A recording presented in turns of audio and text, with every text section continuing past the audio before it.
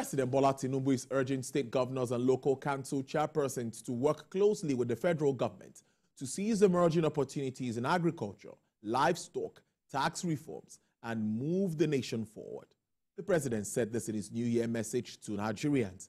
He commended the governors who have embraced the compressed natural gas initiative by launching a CNG-propelled public transport initiative. Now, the president also promised to enhance living standards for citizens by announcing the creation of a national credit guarantee company, an initiative aimed at boosting confidence in the financial system, broadening access to credit, stimulating economic growth, and providing support to marginalized groups, including women and youth. To start the show with me is Professor Ken Ife, a development economist who has traveled far and wide to discuss economic issues. He joins me to start the show today via Zoom. Prof, Happy New Year, and thank you so much for joining the program. Thank you for having me. Yes, Prof, I think it's good to start with President Bola Tinubu's speech to Nigerians today, reassuring Nigerians that government is focused on addressing the challenges that have come out of the economic reforms instituted by his administration. So let me ask you, what is your overview of that short but very, very detailed speech, touching on almost all aspects of Nigeria's economy, talking about agriculture, credit scheme, CNG initiative, and all of that? We can go on and on. Can we take it up from there? Yeah, I mean, the speech was expected to pour, cold water on otherwise tempers that are at boiling points in the country. And he actually touched on the key areas where he's actually having success. And I hope we'll be able to discuss those to some detail, because there are some positive things we have seen in the last 18 months that have longer-term view of our economy. And there are equally short-term issues that are at the boiling point. People don't seem to have enough patience to bear what is turning out to be a protracted period of hardship. And that's understandable. So I expected the president to mention those key areas that are work in progress. And a lot of them actually show light at the end of the tunnel. And I'm quite happy to go into all of those details. Can we start with the credit scheme that government is talking about, establishing a national credit guarantee company to help fix risk-sharing instruments for financial institutions and enterprises? This will work hand in hand with the likes of Bank of Industry and all of that. Can you make us understand what this stands for? In his maiden speech, as soon as he was sworn in, yes, there were three things that he said. First, he removed this. He said, well, he didn't remove subsidy. He said he wasn't going to put it back in the budget. So people are accusing him of removing subsidy. The previous administration removed subsidy, so there was nothing in the budget for him to work. The second thing is the foreign exchange liberalization. They wanted to release that to market forces, which has two sides of that story. Then he also talked about credit creation, because he wanted that. And I spoke many times on many TV stations saying that because CBN has decided to exit development finance intervention, we needed some kind of intervention that would enable us to target resources to the productive capacity. And I saw that as one. And I even gave examples.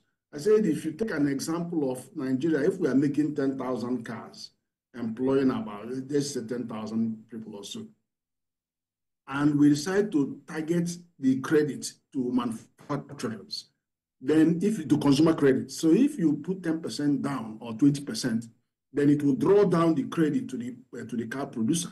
That car manufacturer can actually do 100,000 cars, because of that liquidity, compared to 10,000. And that if we look at compared to 400,000 cars that are exported, second-hand cars, through Republic of Benin into Nigeria, each of these cars costs not less than $10,000. So you are looking at $4 billion that you are going to look for in foreign exchange terms to import all those second-hand cars. So you could see immediately we could increase production, local production tenfold. People will buy cars more. People will drop their car after 2 years and cop another one. So defeating that 4 billion exposure. So all of those, I thought they were going to come, and I kept pushing for that. But what we saw was civil servants.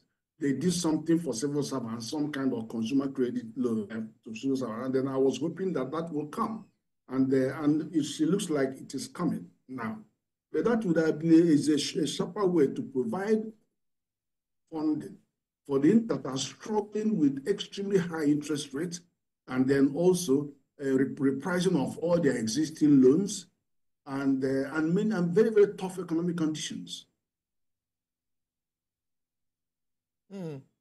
Prof, getting more interesting is the synergy that everyone expects between the federal government and the state governments, because analysts like you have pointed out that the federal government cannot do this alone. And the president is talking about that very seriously, talking about emerging opportunities, agriculture, livestock, and of course, we'll talk about tax reforms too. But do you see the states keying in? Can you look at some keying into this so that they can help address this issue of food prices, which is very, very important? Everyone wants food on their table.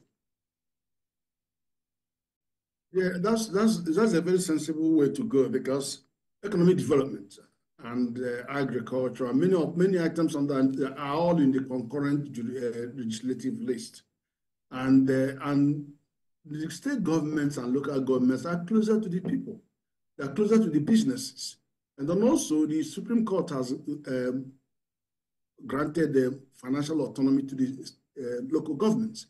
So all of them are equal players in this arena. And in fact, last 2 weeks ago, I was in Jos to train the local government and the state government and even NGOs, all these people, subnationals, on fiscal responsibility and investment promotion at those subnational levels, because they also are adopting and domesticating our fiscal responsibility law 2007. As well as local governments. So we have to treat them on equal basis and then encourage them to reach out. The only restriction is that external borrowing internationally or whatever, actually has to get federal government approval, because this borrowing is on the exclusive legislative list. But other than that, you can do any kind of PPP you like, privatization, commercialization, all kinds of initiatives to invite investments into your country, into your region, into your states. And so they are equal players. And it makes more sense, because many of the areas that the federal government has muzzled in, like in agriculture, could well be part of the challenge that we had. Because when we had the regions, they were doing very well, and they were completely in charge of production and then also export through their marketing boards. But as soon as 1971, all that oil thing came in, federal government muzzled its way into agriculture, and it's just buying input and dashing to farmers, and getting bonds and creating more army of political farmers in the whole process, and then seeing the states now stepping back. You don't have all those plantations that we had all over the place, the pyramid, the oil, the cocoa, all that stuff. They are now in retreat. But I think the government should come forward and embrace more subnational participation.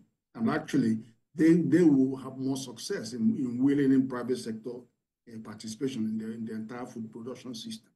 That's a very big missing gap. And you see that handshake that is really coming up now.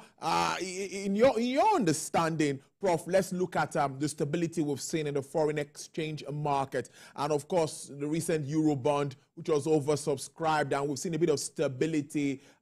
External reserves are doing pretty good, about $40 billion at the moment. Some say there's a sense of stability in that market. How does it come to you, Prof?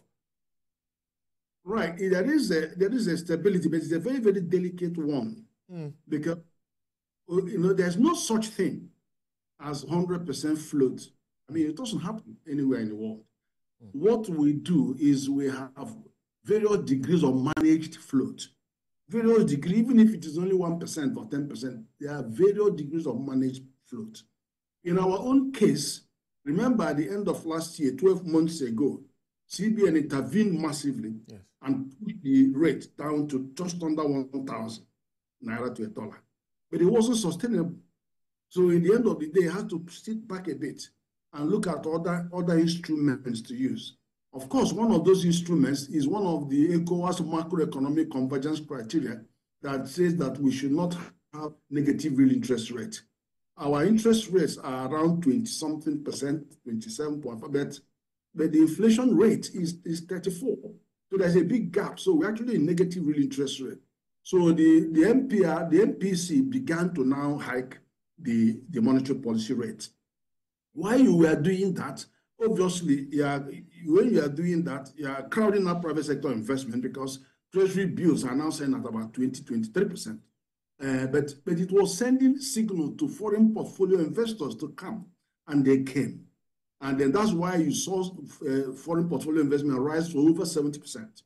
But the precondition for that to come is that you must have stability. So on one hand, it was no longer fashionable for CBN to burn its reserves, but then just allow that foreign portfolio investment to support the forex demand. So they were like equilibrating, and then they found their level at about 1,600. And so that allows CBN to have accretion to the reserves from the petroleum money, from money coming from the oil industry. Remember, it was bad news for the last 3 years. But now they're in control of that. So they were having accretion to the reserves, and our reserves have gone up to $42 billion. But that means that as long as we are maintaining this stability, and at most, bring it down by small intervention one time or the other, then you can now have the likes of China ready to do yuan swap. Because they couldn't do it. How can they do it? If your selling currency is so unstable, they're not sure what is going to be the rate tomorrow. And if you remember when they did in 2018, the Naira dollar rate was about 305 or something then. So you can now imagine the trajectory of that value till today. So hopefully, now that we've agreed another $2.2 billion with them, hopefully we'll try to maintain that stable exchange rate to encourage the portfolio investors to keep coming in. And don't forget, if you have any issue about paying them back their money, the rating agencies will come down on the sovereign rating like a ton of bricks, which doesn't help anybody. Makes our borrowing costlier. It shakes the confidence of the investors. So all that kind of stuff. So the issue for me is this: there has to be a degree of managed float, because our economy is so weak. It's an import-dependent economy. It's so weak that what you are fighting against countries that are dumping goods in your country by way of liberalization. But what they actually do, they are dumping not just substandard goods, they are deliberately targeting your productive capacity. And so they are subsidizing those lines that they want to decimate. That's why his textile industry is gone. They destroyed that completely. Entire manufacturing industry, they destroyed that completely. Because we are on clothing. So they know we consume, whatever it is that we consume with impunity, they will subsidize those to enter our market and then displace the productive capacity. And that is what you have to fight. So you must have an active policy of demand management. Foreign demand management, because if you allow everybody to be importing, everybody will be importing, and then you will never have enough dollar to meet their demand. Nigeria will continue to be weak. On the other hand, we have to incentivize export, non-oil export. If you are having to incentivize, it's a kind of demand management, because it is still the same foreign that we are trying to manage. Encourage them to produce more, and the growth that we are having in our GDP is actually coming from non-oil sector. So you have to balance these two as you are looking to maintain a stable regime, as well as quietly be having accretion to our reserve, because that's what you are going to call on a rainy day. to stop the surge, because there will be moments when they will have a go at our currency. So you should be waiting for that day. But of course, what is going on in the budget hasn't helped matters that much. Where we are, where we seem to be violating our own law, Fiscal Responsibility 2007, which talks about the purpose of borrowing, has to be capital expenditure and human resource development, and then you have to have cost-benefit analysis, and then you have to be long-term borrowing, which we understand to be more than 10 years or more, and then it has to be constitutionally raised, which we understand to be less than 3%. So when you have those huge outlays to be serviced, and then you go and take Euro bond of about 9 to 10% of 1 year, 2 year, to use it to service long-term loan at concessionary rates, it's just simply a debt trap. We're jumping into a debt trap. So we're going to have to refocus that debt and go to bilaterals like the China one, and you can see what they're doing with the money, and then go to multilateral debts like the World Bank, where you can get 0.5% interest for 30 years and 10-year moratorium. And then, so we have to restructure this. And then, of course, we know we are also very, very heavy on domestic borrowing, where we are having interest of about 22, 23%. You know what that means? The government is buying up, selling those treasury bills, and then the private sector is sucking that money away, don't have money to invest in industry, in production. So you call that crowding out for private sector investment. So these are all the intricacies of we are facing. But in the end of the day, there are delicate balances to be struck. And there are things I'm happy about. For example, even though the law says capital expenditure and human resource development, people are not recognizing the great strides of this administration on the human resource development. We are doing a great deal, more than any other government over the last 30 years. Look at education. To come and have student loan. I sponsor about 107 people in university. So it is a huge relief to me as an individual that I no longer have to worry about paying those school fees, that they are now getting those loans. Of course, I'm prepared to guarantee those. This is easier. Now, also, you are focusing on TVET, the technical and vocational education and training, and be prepared to pay employers to train young people on those vocational courses that get them jobs. And you are also investing on remote jobs and high-tech jobs. I mean, that's a game changers. And then your budget is 7% for education. Education that doesn't even used to get up to 2%. Now it's getting 7%. And then health got 7% last year. And this year is getting 5%. These are very high numbers. And then, of course, health itself is getting $1.57 billion from World Bank.